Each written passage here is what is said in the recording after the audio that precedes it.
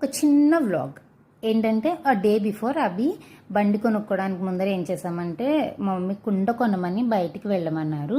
8 o'clockకి వెళ్ళి కుండ కొని అటు నుంచి డీమార్ట్కి వెళ్ళి ఏవో సరుకులు తీసుకురావాలంటే వస్తూ ఒక షాప్లో బయట నుంచి చూసాము. అప్పటికి ఇంకా షాప్స్ ఓపెన్ చేయలేదు. ఆ టైంకి చూస్తే 2-wheeler ఉంది.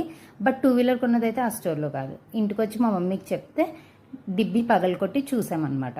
చూస్తే 12,000 రూపీస్ ఉన్నాయి. అవి కరెక్ట్గా 1 year బ్యాక్ కొన్నాం ఈ డిబ్బి అభికి. కొన్నప్పుడు నేను చెప్పా, నువ్వు బండి కావాలనుకుంటున్నావు కదా, ఇచ్చిన ప్రతి డబ్బులు అందులో వేసేసుకో, కరెక్ట్గా సమ్మర్ హాలిడే స్టార్ట్ అవ్వగానే కొనేస్తాను అన్నాను. అలాగే వాడు ప్రతి రూపాయి అందులో వేసి దాచాడు. చాలా హెవీ అయింది డిబ్బి. ఇలా కింద పెట్టగానే పగిలిపోయింది. టోటల్గా కౌంట్ చేస్తే 12,000 రూపీస్ అయ్యే. వాడి డబ్బులతోనే వాడికి బండి కొనిస్తే వాడు ఫుల్ ఖుష్, నేను ఫుల్గా ఖుష్ అయిపోయాం. నచ్చితే సబ్స్క్రైబ్ చేయండి. బాయ్.